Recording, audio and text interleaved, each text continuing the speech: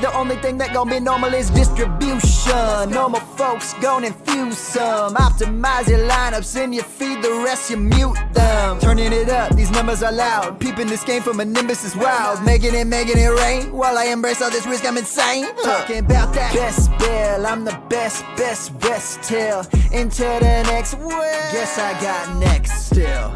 Best bill, I'm the best rest till into the next world. And welcome into the Best Bell Fantasy Football Podcast and live stream. My name is Bradley Stalder, and there is reason to celebrate Pat Kerrane taking down the Best Ball Mania 3 tournament after yesterday's determination that the Cincinnati Bengals Buffalo Bills game would not be resumed and instead was called a no contest. So congrats to Pat on winning the $2 million. There's nothing like it. I wouldn't know.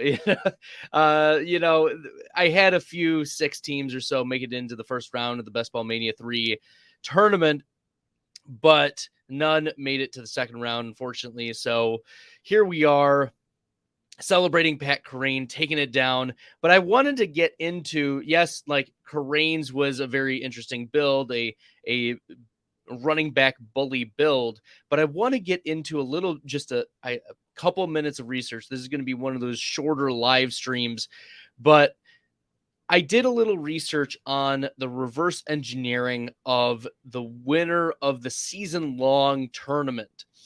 And I wanted to make a few notes and talk about a few things. King Capital had the highest scoring team during the regular season, won $1 million. And so, I want to dive into a little bit what it'll take. And, I've done a little bit of this before in looking at King Capital's team. Like, obviously the structure was wide receiver, tight end, wide receiver, quarterback, running back, wide receiver, and then running backs again, and then wide receiver, running back, tight end, running back, wide receiver, and then didn't even use the quarterback Davis Mills in the end. Also didn't use Chris Evans. Now, I wanted to talk about this team in particular because this is more reproducible.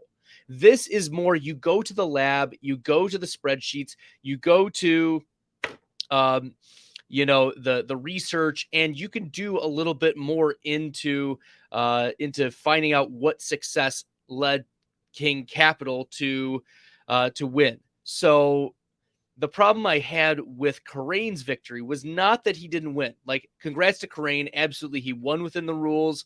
I'm not complaining. There's zero ill will there. Nothing like that. I think he absolutely deserves it. But the problem with Kerrane's victory is that it wasn't as the number one winner wasn't reproducible, or at least like there was enough. There were 22 other teams that were vying for this final game going into the Buffalo-Cincinnati game. And Buffalo-Cincinnati has Joe Burrow, Mixon, Chase, T. Higgins, Hayden Hurst. And then on the Buffalo side, Josh Allen, Stephon Diggs, Singletary, you name it.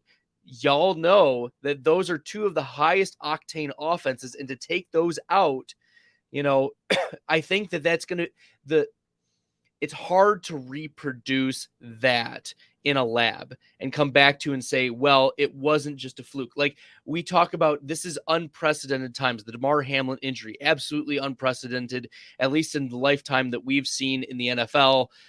Damar Hamlin, of course, suffering a cardiac arrest on the field in the Monday night game. For those who are unaware, check out my Damar Hamlin video where, I talk more deeply about that situation and how y'all should react to it.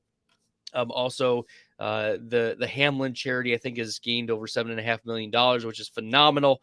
But what I want to get into is that, like, that is not something to bank on or something to be reproducible.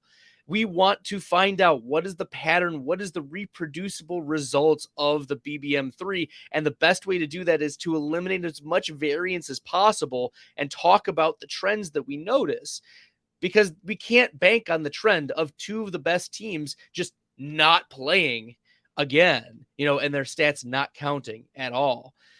Because it wasn't even that teams would get credit for their stats is that they were zeroed out. The official stats are that they didn't play this game. So that's what I want to get into, is talking about, in particular, how are we going to reverse engineer and be a little bit more deliberate with our thoughts on the structure of and value of each of the starting positions in this Best Ball Mania 3. For those who are unaware, you start one quarterback, you start two running backs, you start three wide receivers, you start a tight end, and you have one flex play. You draft 18. So you start 8 of your 18 every week. And looking at this, there were only 2 players on King Capital's team that didn't contribute. So you're going to have to use most of your players. But there are a couple things that I want to point out. First, that we notice on this team, King Capital has a top 5 wide receiver. And Devontae Adams, yes, he had like a bad stretch here and there, but he's pretty consensus top 5 wide receiver. That's one of the things, that's one of the points of research that I'll get into in a second. That is a marker of success, getting this high-end wide receiver. And then he comes back with another consensus top 10 wide receiver, also a very strong play. And then he hits on, well, he went wide receiver, because there was just so much value with Amon-Ra St. Brown, the back end of the 5th round. At this point, it was an absolute value. Now, this is where perhaps King Capital separated himself from a lot of the field. Many people would be satisfied with taking Jalen Hurts or Joe Burrow. But instead, if you notice, in round 6 and round 7, he double taps quarterback. Jalen Hurts, was a 6th round pick. Joe Burrow, back end 7th round pick. And these were players that were at like that 5, 6, 7 range, where we had seen Hurts be a consistent top 10 quarterback, Burrow consistently top 10 quarterback. But usually what drafters will do at that point in the 6th and 7th round is take just one quarterback. They'll take Hurts. I'm good at quarterback for a while, and then wait on quarterback. Kirk Cousins was considerations later. Matt Ryan, considerations later, right? But if you grabbed Jalen Hurts or Joe Burrow, you probably weren't going to have them both. Now, this was a 0 RB build, and it's interesting to me that it's 0 RB. You were just getting a discount on Miles Sanders. There was a lot of narrative in the offseason, but we all knew that he had to regress to the mean when it came to touchdowns, and he regressed pretty strongly with 11. I think he has 11 touchdowns going into the final week. And then hitting on a couple of the rookies, Garrett Wilson, Kenneth Walker, Rachaad White, Dameon Pierce. So that's going to be extremely valuable, and that's going to be research I will do later on in the summer, is talking about the draft capital correlated to the upside of fantasy points, and what can we expect from particular, like if we are putting a blindfold over our eyes, not reading into like prejudgments of these rookies, what is it going to be? Kenneth Walker, is he going to be a boom or is he going to be a bust? Rachaad White, is he going to come on later or is he just going to get stifled by Leonard Fournette? Dameon Pierce, I was out on this year. I thought he wasn't very good at all. And I thought that the college production, the draft capital just wasn't there. But to get him in the 12th round was a nice little steal, Nico. And then of course, Garrett Wilson. How could I forget Garrett Wilson in the 9th round? A top 10 draft pick in the rookie draft as a wide receiver, right? That's going to be something that's ultra valuable. He's going to finish in the top 20 or so of wide receivers, and he's getting a top 20 wide receiver, at the back end of round 9. So what is the appropriate value for rookies is going to be a massive question in these Best Ball Mania 3 tournaments. So I want to take this this structure. Keep this in mind, and then bring it to a slide that I prepared in a little bit of research. Um, and go to, okay, this slide.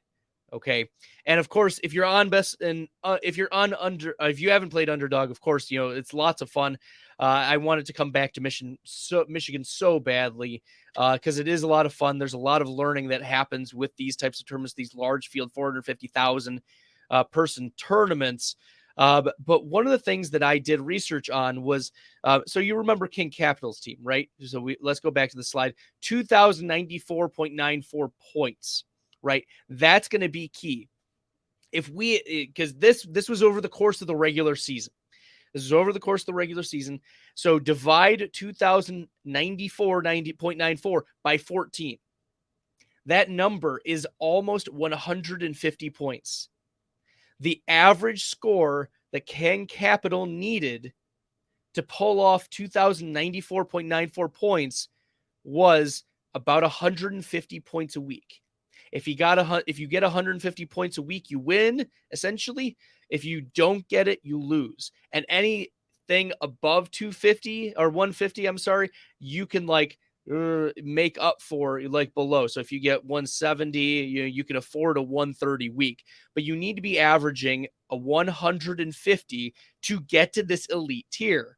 So I reverse engineered it. I said, hey, what does it take to get 150 points a week from your starting spots? And that's where this reverse engineering little bit of research came in.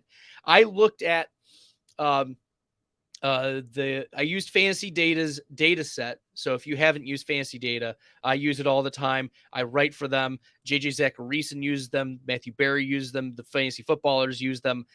Use promo code FFF20. It'll give you 20% off any size subscription, large or small, $5, $200, whatever. It'll give you 20% off using code FFF20. But here's the deal. There are 8 starting spots. And so I said to myself, okay, I want the most elite spots, right? I want like a top 5 quarterback. I want a top 5, or I initially actually set these at top 6. Like I want a quarterback weekly who's going to be in the top 6. Okay. I want a running back who's going to be in the top 6. I want a running back who's going to be top 12. I want a top 6 wide receiver, top 12 wide receiver. And I kept top 18 there, but I wanted top 6 tight end. And then what more in my flex did I need? So I went through and I said, well, that's not going to work out to like top 6 for the most elite levels of the positions is not going to work. So I had to up it to top 5. What is the average top 5 quarterback scoring per week? And the answer based from fantasy data is nearly 25 points. That's key. The highest scoring position is going to have to be your quarterback. Now, we may not like the sound of that because most of us are playing in PPR leagues, but in half PPR, the top 5 quarterbacks are outscoring your top 5 running backs and outscoring your top 5 wide receiver. That does not mean you move up your Jalen Hurts, your Josh Allens, your Patrick Mahomes to round 1. I don't think that's the move unless everybody is quarterback hungry. But you need to be what this means is that you need to be targeting a top 5 quarterback in your drafts in every draft. Like, or one of the top 3. I sent out a tweet earlier today and I said, there are 3 quarterbacks I'm going to be targeting heavily this coming year. It's going to be Josh Allen. It's going to be Patrick Mahomes, right? And it's going to be Jalen Hurts. Those are the 3. And then I said, like, if I miss out on those 3, if I do not get a quarterback that can consistently get me 25 fantasy points, like be always competing for that top 5 spot, then who am I going to like roll the dice on? Who are the riskier plays? And I said a second tier of those, is going to be your Justin Fields of the world, where we've seen 40-point games from them. from him. Your Trevor Lawrence's of the world. Fun fact, Trevor Lawrence, the 4th quarterback in rate of games with 25 fantasy points or more from the quarterback position. So I think Trevor Lawrence is going to be one of the values in this coming draft. I want to be drafting probably a lot of Trevor Lawrence if I miss out on those big 3. I have them as a big 3 in that similar tier right now: Hurts, Mahomes, and Allen. And it's pick your poison, honestly. So I'm working right now on getting some templates set up, and I'm going to have I'm working very hard behind the scenes to have an actual either print out document or a PDF of a lot of awesome player profile data and how this fits into this strategy of prioritizing particular spots. Okay, so 24.9 fantasy points was the average top 5 quarterback this year. And then we looked, okay, you're probably going to get an RB1. You're probably going to get around a top 5 running back. How important is that? 23 fantasy points per game. It is the second most important spot based on if you're comparing top 5 quarterbacks to top 5 running backs from a points perspective. The average top 5 quarterback outscores the average top 5 running back in half PPR by almost 2 fantasy points, by almost like 8%, 9%, which you're thinking, okay, minutia, but still, like, do you want an 8 or 9% edge? Or like that's a question. Okay. So obviously there is a higher importance for you to be making sure you get one of those top 5 quarterbacks, only just slightly higher than getting one of those top 5 running backs. Now, as we look at, okay, let's say instead you're going to get, you got your top 5 running back, whether it's Eckler, whether it's McCaffrey, whether it is, Jonathan Taylor, whoever you value as this is a top 5 quarterback, or the one that comes to you. Okay. Or a player that it's significantly within the range of outcomes that they're going to hit that top 5 pretty consistently, get those 23 fantasy points for you. Then looking at the top 10, you can tell that there is a 4.5 point drop from getting a top 5 running back to getting a top 10 running back. And that's massive drop. When I look at the priority weight, right, it's more than a 20% jump from a top 10 running back to a top 5 running back. It's just too much.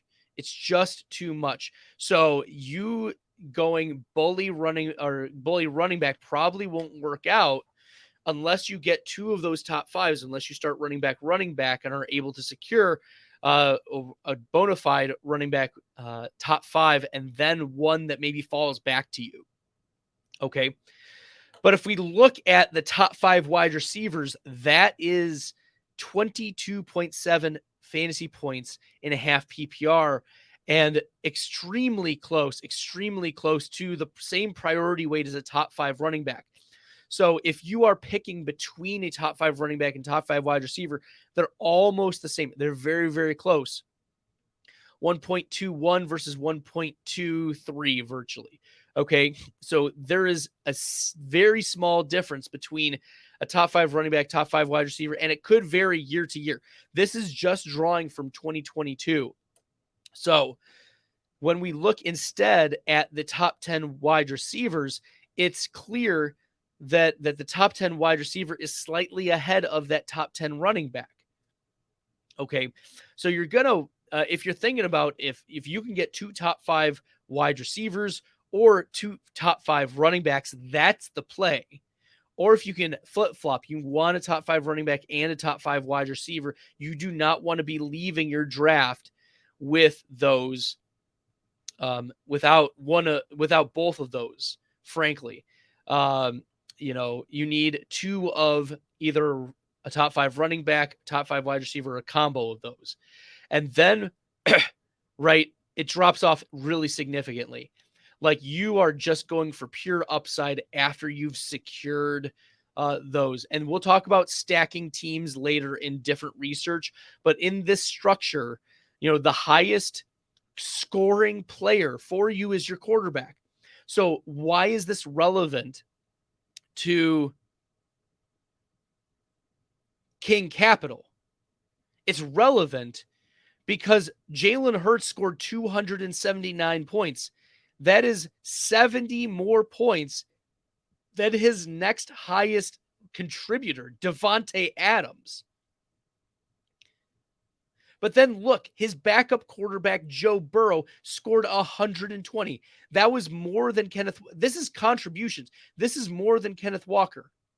This is almost the same as his fourth round Jalen Waddle, and this is his backup quarterback, but drafted in the 7th round.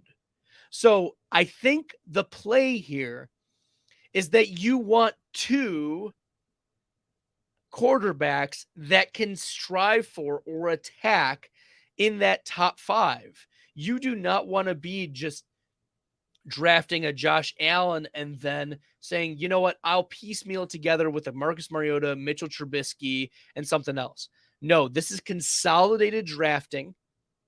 This is also knowing what you're going to get. Quarterbacks are consistent, especially these elite quarterbacks are consistently getting in these 20 plus fantasy point levels. And so when we're drafting, do not be afraid to double tap quarterback in the middle of these drafts when the elite quarterbacks are hanging out.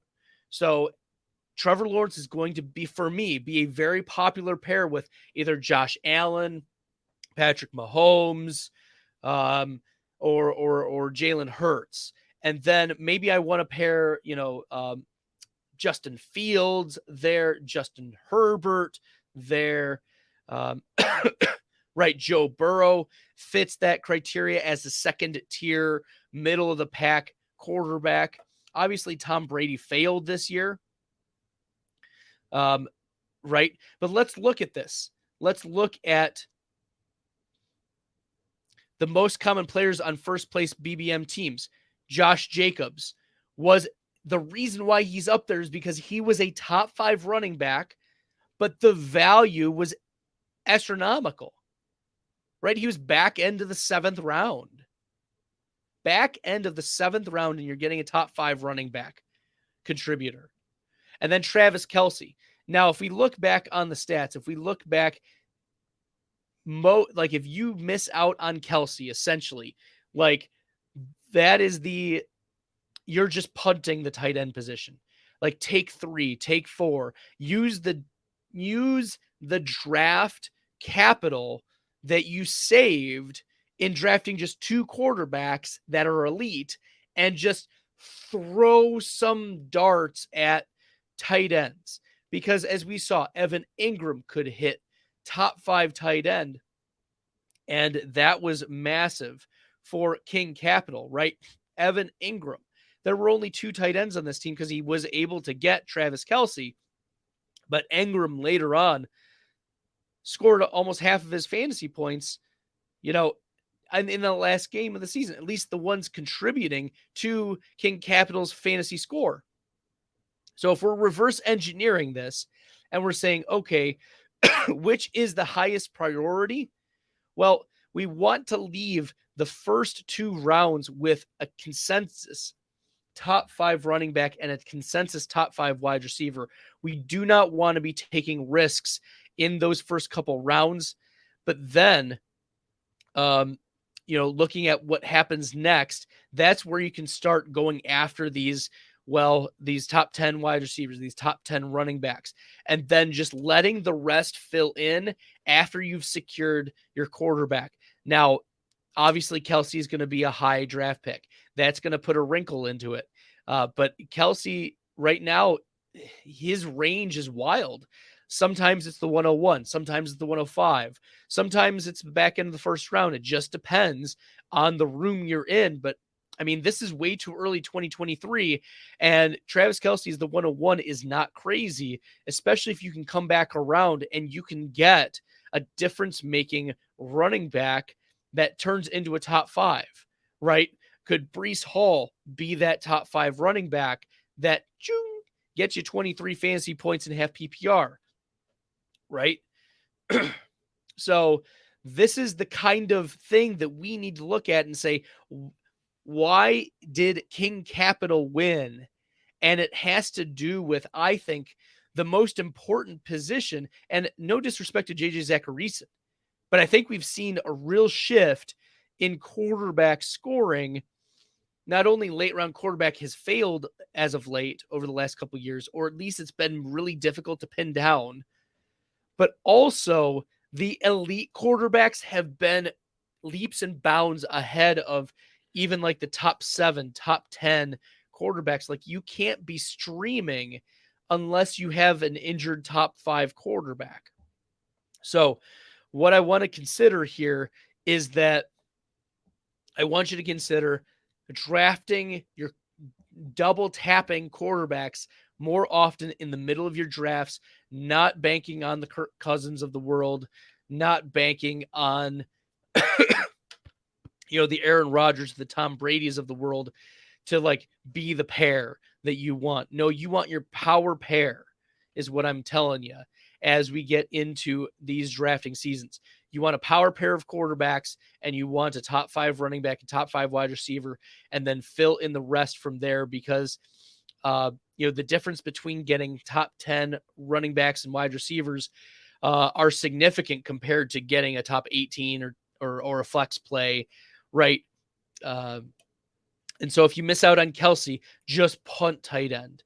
Just punt tight end, because the top 5 tight ends, right, 14.2 fantasy points is the average top 5 tight end on the week in half PPR. And if we're starting 8 and our goal is to get up to 150 fantasy points per week, right, 14.2 is significantly below. It's about 25% less than what you need for, all things being equal, that starting position to hit. Okay, so if you don't have a player who can consistently get there, like Travis Kelce, then you are punting the position. And I don't know, like maybe we're going to get a discount enough on Mark Andrews, or maybe the discounts are, maybe the discounts are going to be nice. Maybe the Ravens move on from from Lamar Jackson this offseason, and we see Mark Andrews get paired with another quarterback who likes to throw to the tight end pretty consistently. Whatever the case is, if you miss out on Travis Kelce, then you're going to have to punt. And missing out, investing draft capital in your first 3 rounds on a non-top 5 quarterback or wide receiver is just going to doom you. It's simply going to doom you, unless you have Travis Kelce. So a few takeaways from this research: prioritize middle round quarterbacks that are elite, and go after your top 5 running backs and top 5 wide receivers. They will make a difference. Get your 150 points per week. Actually, what I want you to do is go back and see, reverse engineer it yourself. If your team got 150 points in half PPR in the week in Best Ball Mania 3, like, go through and decide, was this a win? Was this a loss week? And then identify in that week what failed you. What failed to get you to these thresholds? Was it the quarterback failing to get to 25 points? Was it your top running back not getting to 23? Was it your top 10? Was it your RB2 not getting 18 and a half? Was it your top 5 wide receiver not getting nearly 23 fantasy points? Was it your top 10 wide receiver, your wide receiver 2 getting 19, not getting 19? Was it that your third wide receiver wasn't getting you 15 fantasy points? Was it that your tight end didn't get you 14 fantasy points? Because if any of those are lacking, then you either have to draft a better players at those positions this year, or you need to draft more of those players this year because there weren't enough filling in that spot for you. Okay. Did your last and final spot, was it getting you 12 and a half fantasy points in half PPR? If the answer was no, then that's where you go in and you say, okay, this year I need to, and maybe you had an excess, maybe you had a glut of of tight ends. Maybe you drafted Kelsey and Kittle. And the problem with the Kelsey and Kittle stacks, or the Kelsey and Andrews stacks, was that they just simply weren't accessing like what they were scoring in your flex position, because one of them had to go in your tight end spot. Whatever they were scoring in your flex position, let's say they scored 16 for you, right? That's not going to get you up to even, a top 10 wide receiver or a top 10 running back. You need to prioritize getting those top 5 running backs, top 5 wide receivers on your team, unless you have a needle moving tight end. And we can talk about Kyle Pitts till the cows come home, but we need to see improvement from the quarterback position. We cannot go into 2023 the fall with Desmond Ridder, Marcus Mariota, or that caliber of quarterback throwing the ball to Kyle Pitts and Drake London. We simply can't have it happen for you to be justifying Kyle Pitts in that third round or second round or even the fourth round. Can't do it. So even in, those tight end premium leagues, that just means that the floor goes out scarier, for the for the higher performers, but the ceiling is higher. You're just getting better ceiling plays in the tight end premium. But specifically for the Best Ball Mania 3, right, if you like this content, make sure you use the promo code FFF20 for first-time deposit match on Underdog. Make sure you hit that red subscribe button if you like the content. I think that this is going to give me at least a way in which, I want to be hitting on this throughout the season. I'm also going to be looking at teams that I drafted and doing the exact thing. Where did my teams fail? What other processes do I need to go into and say, okay, I need to, for instance, this is one thing you need to take away.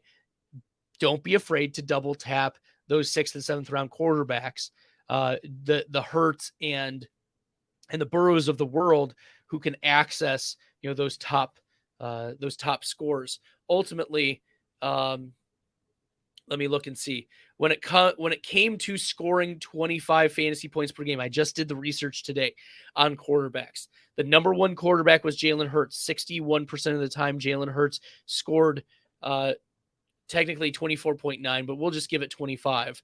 61% of the time, Jalen Hurts scored 25 points. Patrick Mahomes was second at only 47% of the time getting to 25 fantasy points. Josh Allen was at 46. So all of them, like Hurts was his own tier, then Mahomes and Allen were their own tiers, and then Trevor Lawrence was 4th with 26.7, and Burrow was 5th with 26.3. And then it was a teardrop again. Jared Goff at 21.6. Carson Wentz was 7th with 21.2.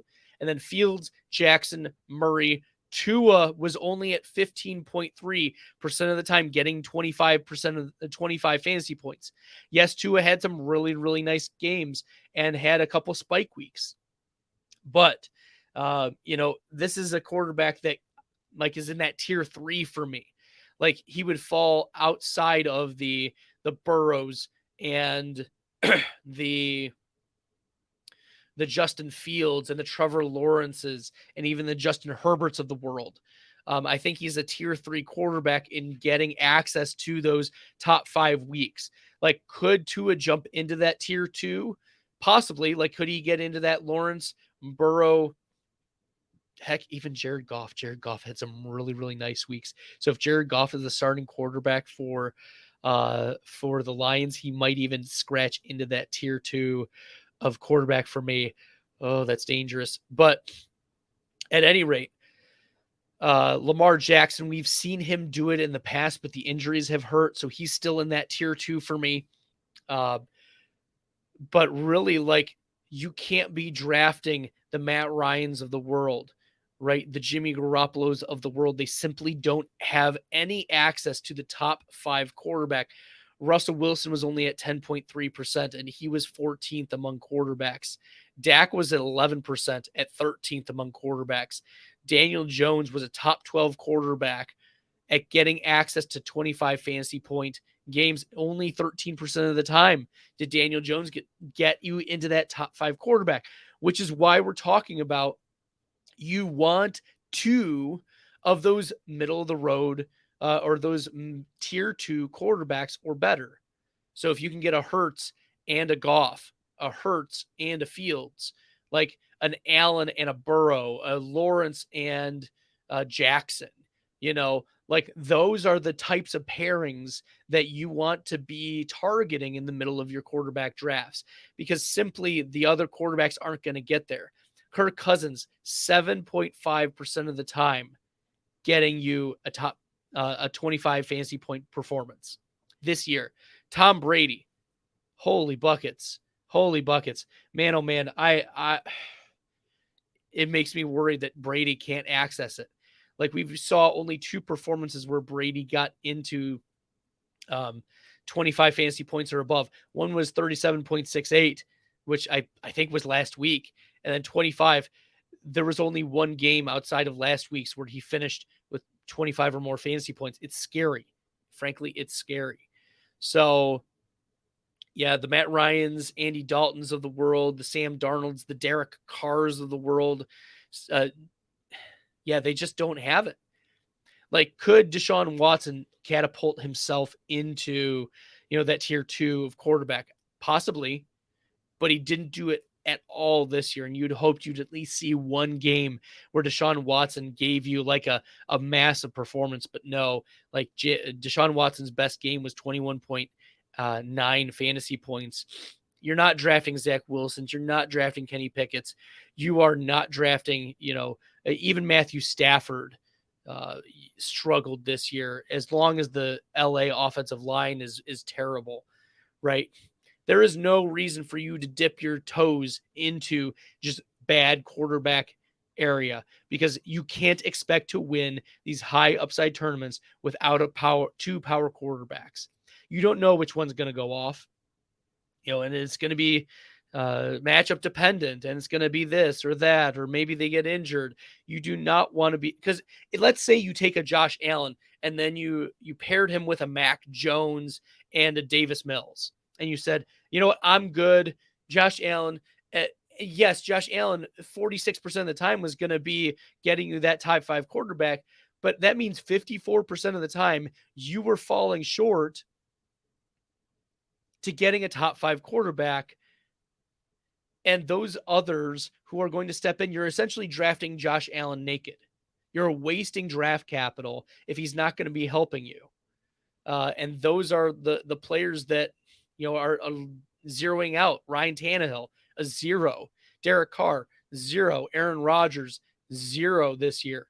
Even with the emergence of Christian Watson, right? There are just so many zeros at the quarterback position. Why would you take a risk in a tournament where you're competing against teams that are scoring 170 points any given week? But the winner of the regular season averaged 150 points per week. That is the goal. You want to be going for the nuts each week. And this is why you don't want to be just saying, oh, well, I hope that Trey Lance is going to hit. Look, we hope and pray, but Trey Lance played only a couple games, and are we sure that he has access to that top 5 quarterback? It remains to be seen. I think he's still gonna get stuck in that Justin Fields year 1 purgatory, and even the beginning of year 2 Justin Fields, where maybe we'll see a couple games, and he'll focus on the rushing. But Trey Lance might be one of those players that could access it, but he's not one that I'm willing to aggressively pair. I want to get a player that I know is good, and I know Allen, Mahomes, and Hurts are good. I know Burrow is good. I know Fields is good. I know Lamar Jackson, he's been injured, but he is a good player. And maybe you're saying, okay, well, to diversify it a little bit, we'll see where the ADP falls on Kyler Murray. But I don't think Kyler Murray is going to give you the rushing upside year 1 coming off of an ACL tear, especially a late season ACL tear, that you want.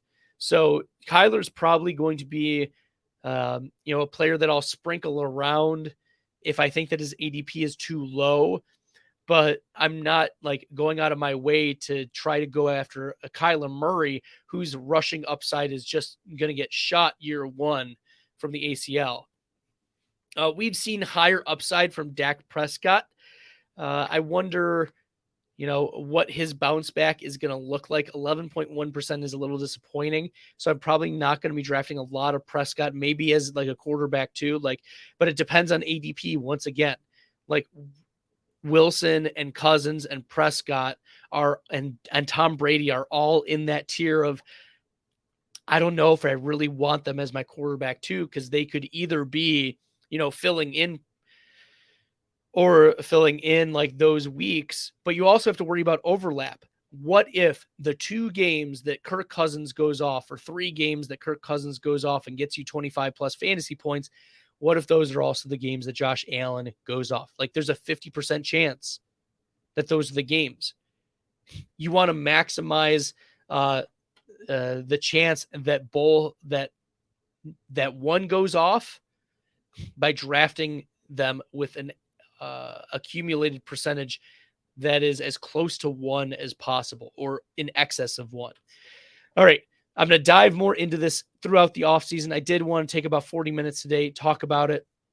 Appreciate all of you tuning in. If you like the content, if you find it helpful, make sure you hit that red subscribe button down there. If you haven't played on Underdog Fantasy, use the promo code FFF for a 100% deposit match up to $100. I appreciate all of you. This is a lot of fun diving into Best Ball Mania 3, where there's going to be more research coming out. I promise you. I have some templates that I've been working on. I'm going to get some player profiles as PDFs that can be for purchase.